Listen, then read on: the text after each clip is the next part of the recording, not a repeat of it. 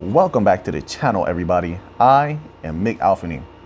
So we're going to begin here with an article on the Digital Pound Foundation, but if you could, I would appreciate it if you could click that like button. Greatly appreciate that. Also, don't forget, if you'd like to become a member, you have to click that little join button down below. I know a lot of people have been asking, and I will be probably releasing another members only video either tonight or tomorrow morning.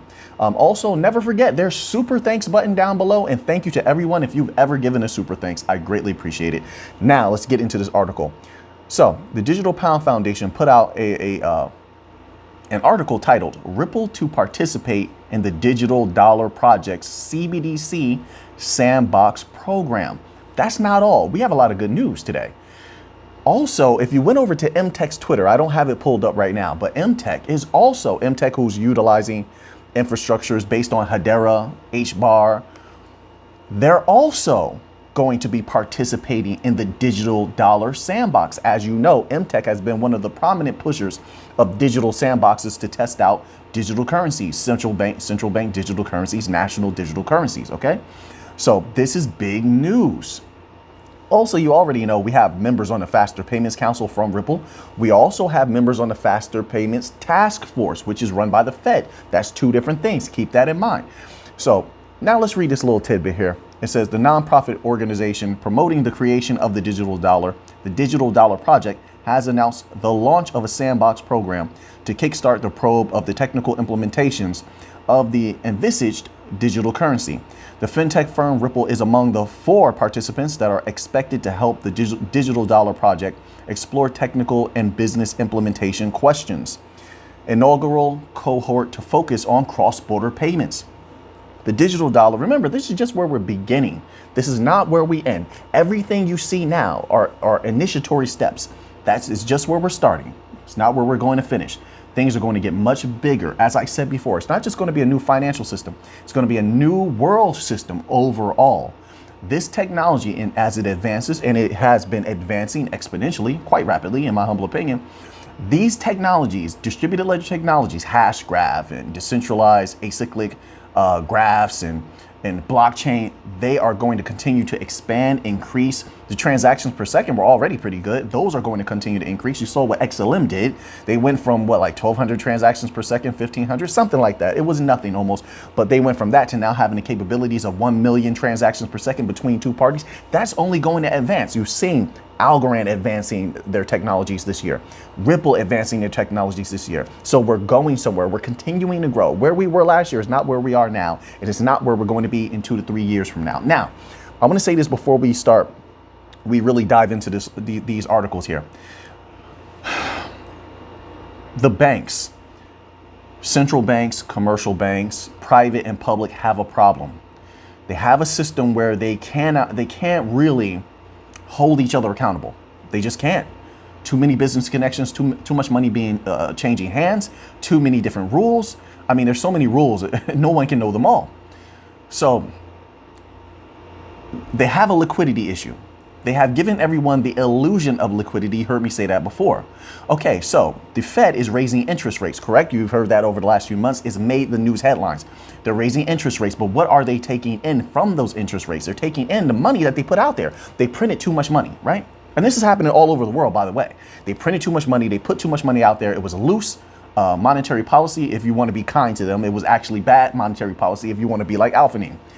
But they printed too much money. Okay, so now they raise interest rates. Now, so what the public banks have to do, so you go to your public bank, you make your deposits. Now, all those public banks, not the private, all the public banks have to keep like a certain amount in reserves. Now, the interest rates determine how much of those reserves go to the central bank. The central bank is going to take a percent of that. So what they're essentially doing is taking back the money that they gave the people. So while the people thinking they came up and, well, there's all this money out here and they gave us stimulus checks, they're taking it back. So anytime they do that, understand, when they put money out there, they're going to take it back because they have to bring down inflation. They are in charge of bringing down inflation. Now, they can cause inflation, and that's exactly what happened from what I observed, just my humble opinion. But they're going to take that money back. And that's what they're doing through interest rates. This is why it's so important for them to raise interest rates so rapidly and quickly to get inflation down. They can do it, but it would crush the economy. So those public banks have to have those reserves and hand over that money. Now, they can negotiate bank to bank, truth be told. So they can negotiate bank to bank, but the interest rates that the Fed sits, it's just a standard. It's a standard. It's a basis upon which those banks can negotiate, depending on how much of the reserves they agree upon giving over to the central bank. Okay, now that's not even a major problem, and this is what you have to understand. This is what XRP can help to solve. XLM can help to solve. Algorand, Hedera can help to solve. They can help to solve that problem because they can help to provide liquidity without it making a massive impact on the economies. You see how that works? I mean, I probably should elaborate a little bit more, but we'll go into that a little bit deeper another time. Now, private banks don't have to adhere to the same rules as the public banks. So the private banks, anytime they want to make money, they can just issue loans. So they're issuing loans and such like that. So essentially, when they're issuing loans and creating this debt, essentially there's new money coming into existence. They got a problem. So then you have the Fed printing money, right? Then you have you have the federal government printing money, right? And then you have the private banks going rogue, and they're creating money out of nothing, also essentially value out of nothing, right? Just to say value out of nothing, right? I mean, maybe someone can explain this a little bit better than I can. So you have all this. You have all this value floating around, all this fiat floating around, all this debt floating around. So then the Fed has to come in and say, listen, hey, okay, what can we do? They have to then buy, government bonds and such like that. Not government bonds, sorry about that. My apologies. Government securities. They have to buy these securities. So they start buying these securities from the banks, trying to balance everything out. The problem is that now, I should have saved this for the members only section, actually. But now, I don't think, well, let me rephrase that. They've done this for so long that it has become the way of doing things, but I don't think they anticipated all of the catastrophes that were going to happen, like the war over where, also the halting of different commodities being traded back and forth. They're even trying to move some grain right now from certain regions, right, and distribute that, but they can't because some of the ships had issues. Some of the ships had problems. So you have these catastrophes going on. You even have certain manufacturing issues. Then you have the problems in China. China is locking down all the time. They provide a lot of different things to the world, right? So then there's a problem with that. So they didn't anticipate all of that making a massive impact on the way that they usually do things. If that hadn't happened, then it would be business as usual. But it can't be business as usual because of all of those different variables coming into play. Now, I hope I'm not putting this out there too fast, and hopefully this is coming across clearly to everyone out there. So they need the new financial system to provide liquidity and provide data tracking. Also, a lot of stuff goes missing. A lot of those things, there's so much they need to track, whether it's where money comes from and goes to, commodities, making it, easeability of access to these different things, lowering of costs. There's so many ways that they benefit, and this is one of the reasons why they're in a rush now. Like I said before, they only have a certain amount of time to work on this digital dollar before the rest of the world, which a lot of them are joining BRICS nations. And hey, listen, in the members only section, you want to hear that last video. So I won't say much more because I don't want to give away a lot that was in that video. But they have to act now. The United States has a limited time. Time is ticking.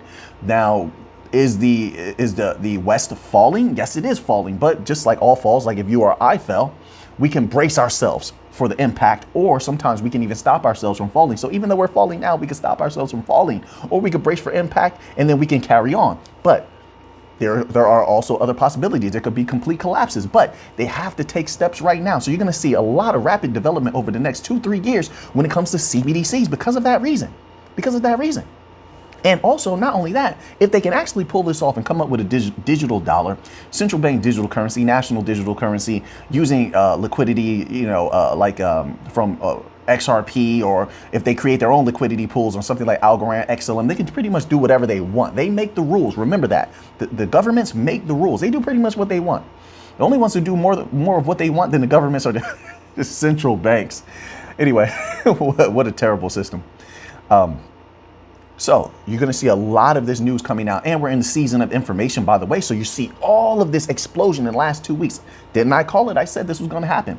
So let's read this little tidbit here. It says, according to a statement, 4 organizations, namely Ripple, Digital Asset, MTech. Oh, so they even named MTech here. So they gave it to you. You see that? MTech is in there. Hedera is in there. And I said this last year. Hedera is one of the first protocol I ever learned about. It was on, I believe it was on Binance, and I was just scrolling through. There was a bunch. Binance has a bunch of coins too that are just completely useless and serve no purpose at all. But anyway, HBAR was in there. I remember just reading about it and reading about Hashgraph. Actually, we went over on this channel here. We went over the some of the white papers for the gossip mechanism, and I was saying that because of its scalability, its security, and things of that nature, that Hedera would be delicious to central banks and governments and such like that. And now you see Hedera rearing its head, saying, "Hey, we're in the game," you know. So, MTech and Knox Networks will be helping the DDP.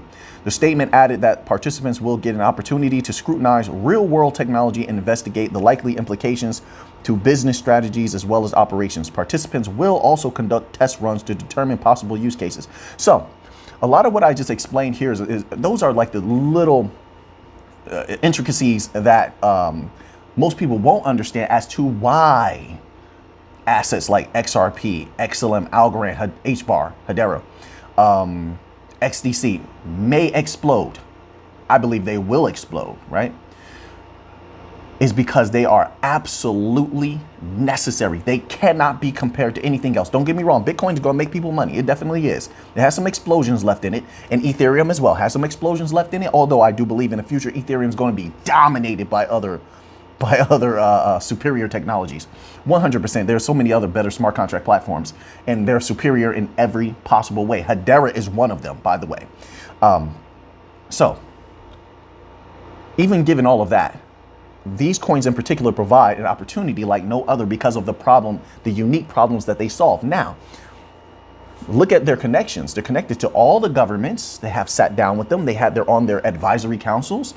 They're in bed with all of the central banks, for lack of a better word. They're on their advisory councils. Keep in mind, like I like to always reiterate this, that Ripple is on the advisory council of the International Monetary Fund. XDC is loved by the World Economic Forum. So is XRP, so is XLM, so is Algorand and Cello. So you have to keep that in mind. So they are in a position that no other blockchain, DLT, or asset or technology has ever been in before. They literally, and we also as holders of some of these protocol, literally hold the future in our hands. And that's why they're going to explode. So now let's move on here. And I was saying before also that this is much bigger than just moving currency around. They have big plans for these technologies. Now, this was a tweet from Volante Technologies, which I believe is a partner of Ripple. I was giving a look over their Twitter because one of my esteemed members, esteemed subscribers, has sent me some information that Volante was tweeting. So I just took a look at a bevy of tweets, and I saw another one there. This was very interesting. This article was attached to that, and just listen to this part. It tells you everything you need to know. That this is going to go way past moving value. Although that's what's going to make us wealthy. Not financial advice. I'm not a financial advisor. Just my humble opinion. But this is going to go far beyond moving value. Listen to this. It says, according to the latest World Bank Findex database, access to formal and informal financial services and digital payments has increased dramatically in the past decade. Globally, 76% of adults held an account at a bank or a regulated institution in 2021 compared to 51% in 2011, representing a 50% increase. Let me stop there before we get to the real crucial information here. I want to say also, the banks have been having a lot of problems as of late and over the past few years. But not only that, I think they're going to start getting some really, really bad press.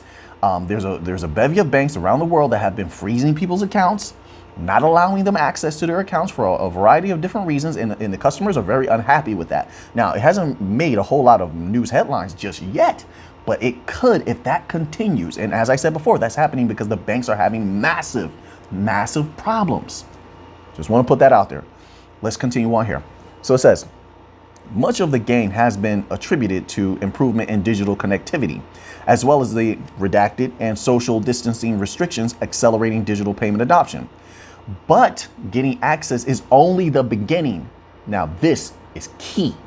It says, but getting access is only the beginning. How to enable more people to live a better life must be our end goal.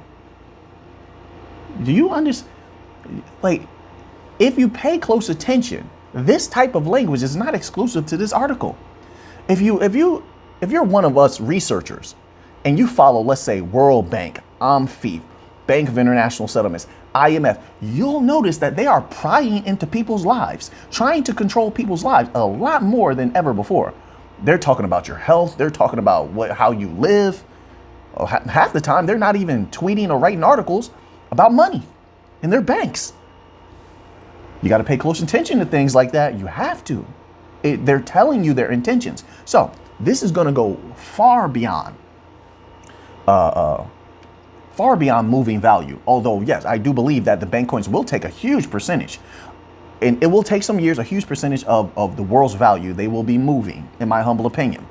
And it will take some years. Everything is in degrees. You know, there will be some parabolic runs, but over time, things will get big. The value will get bigger and bigger and bigger, especially because of things like this. They want to use these technologies for everything. They want these technologies to pervade every aspect of your life. That's profound. So as time goes on, we'll get a bigger vision or view of what their intentions, the totality of their intentions actually is. But this language here is it's very interesting to say the least. And it parallels what I've seen from all of the central banks and large financial institutions that I follow on Twitter and read articles from. But let's just read that one more time. It says, beginning access is only the beginning. How to enable more people to live a better life must be our end goal. All right. So I just wanted to put that on your table too, because yeah. That's interesting and concerning at the same time. So let's go here. We have an article from Algorand here. Algorand continues to do big things. So they made a tweet here. It says, at FIFA.com announced they will launch at FIFA Plus Collect, powered by Algorand. This new platform will allow fans to affordably own unique digital collectibles featuring iconic game moments from at FIFA World Cup, at FIFA WWC. So they had been mentioning this, but I think it's official now. So let's just read this little tidbit here. This is actually on FIFA.com. And here's the first few bullet points. It says FIFA Collect is a new platform allowing fans to own and collect FIFA World Cup and FIFA Women's World Cup moments. Next bullet point, FIFA Collect will be available later this month and is affordable, inclusive, and accessible to all football fans. By the way, people who get in early, I would anticipate they're going to make a lot of money. People love this FIFA stuff, and they're going to sell for a pretty penny, a healthy amount, in my humble opinion. Like, if you see how regular NFTs sell, and then you do the mathematics on how many FIFA fans there are out there and how much they are zealots, really, of the sport, of the league, or however you want to put that, you can understand that these things are going to go for a lot of money. So people are going to rush to this. And that means more value, more money, however you want to put that, floating across Algorand. Algorand is dominating right now. This will not be the last one. As I said before, a lot of FIFA's peers and other sports industries will understand who is the trusted blockchain when it comes to moving sports NFTs. Low cost, lightning fast. Algorand has it all. They will explode. In my humble opinion, but that's how I feel. They will explode. They did it last year. We've been winning the whole time. I mean, and people made a heck of a lot of money off of Algorand last year. And I think they're going to make a whole lot more in the future. That price is going to go much higher than where it went before, just based on the expansion of the business. Based on all their capabilities, their technology has increased, their partnerships has increased in notoriety and prestige. Everything has gotten better and better and bigger and bigger. So now that brings the opportunity for an algo price to go much higher. That's very important to know. So now also let's go here. All right. And we saw this on Vechain before. I covered this about maybe 2 weeks ago, but they were talking about V Carbon. Well, things are happening. And I told you before, that's one of the powerful things about Vechain. Vechain has access to the money that all the other blockchains have access to. but then it also has access to the value in China. And that relationship is only going to grow. So now you have this carbon management system, V-Carbon. This is on coinedition.com. V-Carbon management system gets third level national security approval. That's unbelievable. V-Carbon management SaaS system has passed the National System Security Level Protection Evaluation and received approval from the Ministry of Public Security. The approval is a Class 3 protection, the highest level of protection certification for non-banking institutions. iPay, Crypto.com, and Ooredoo Money all got regulatory approval recently. According to a Chinese report, V-Carbon management SaaS system, which Shanghai Tanlian Technology Company Ltd independently created, recently passed the National System Security Level Protection Evaluation and received approval from the People's Republic of China's Ministry of Public Security. A statement from V-Carbon said the new development proves that it has attained financial level information security and data protection, offering cooperative clients a security assurance to use more secure digital carbon management services. So this is huge for Vechain.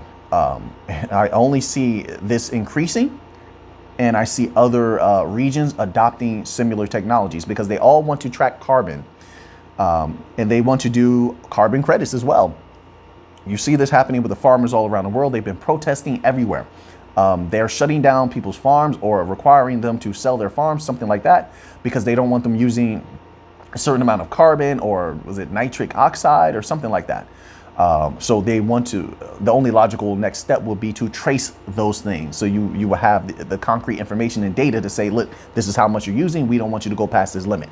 And then there will be carbon taxes. They're going to tax everything. This is how these governments do. So that's the only logical next step. So now here, listen, I like to emphasize that the youth have an opportunity. The youth who are, about to graduate high school, they're in college, undergrad, even graduates, pretty much anyone who's an adult, but I'm going to say the youth have a huge opportunity here to learn this technology and build in this technology. And a lot of these bank coins, in particular the bank coins, and I appreciate that they're doing this and giving back to the people. Well, the ones who are wise and will utilize this opportunity. But a lot of the bank coins are in the universities. They're offering classes. They're showing people how to build on these blockchains before they take off. They're in the communities. They're helping, the youth of the communities. You saw what Ripple did, helping to build the children's play area. Then you have Algorand also, that they're trying to feed over 1 million children. They're doing a great job. And here you have Quant, right? And this is an article from Quant. It's on quant.network, and it says, Quant empowers 27 million developers to become certified blockchain experts. So let's read this little tidbit here, because this is going to come in handy for anybody out there who might be watching, who may want to learn how to build on Quant, who may want to, profit from utilizing blockchain technologies, not just holding it as assets. This could be very good for those people. And hopefully if it is, maybe you can use this or maybe you can hand it off to somebody you think it could benefit. The time is now to move forward in life and conquer everything. And let's read this little tidbit. It says, company launches innovative blockchain course for beginners with King's College London. We have launched the first of a series of online courses with King's College London to help the millions of developers worldwide without specialist blockchain knowledge create applications and serve a market expected to be worth $39.7 billion by 2025. The first course, A Beginner's Guide to Becoming a Blockchain Developer with Overledger, provides students with a foundational knowledge of blockchain, distributed ledger technologies, and practical experience of developing multi-distributed ledger applications. Currently, less than 1% of 27 million developers understand the complexities of blockchain technology. So this is a huge opportunity, in my opinion. I love to see things like this, and I hope that some people out there actually utilize these opportunities, because it's going to be hard to come by later on. Trust me on this. Once these companies move on to bigger and better things, and they're moving all that value for central banks, they're going to have to focus on those projects and maintaining those relationships and projects. That's how I see that going. That's typically how it goes. They're not going to have time for things like this in the future, in my humble opinion. When everything explodes, no. And the waters are going to get muddied over time because you're going to have a lot of outsiders come in and they're going to be trying to teach blockchain courses, offering them for exorbitant fees and such like that. So then that waters things down as well. So right now you're getting the purity of the information directly from the sources. So now everything's looking good in my humble opinion. Man, Ripple is doing a great job. XRP, Algorand, Quant, Vechain, all the bank coins have been doing very, very well. We're going to keep our eye on it and stay up to date. So I guess the next time I see you will be in the members only section. So until next time, I messed up my whole outro. Wait a minute. So now that you have that information, what are you going to do with it? I know what I'm going to do with it. So until next time, let's get to the money.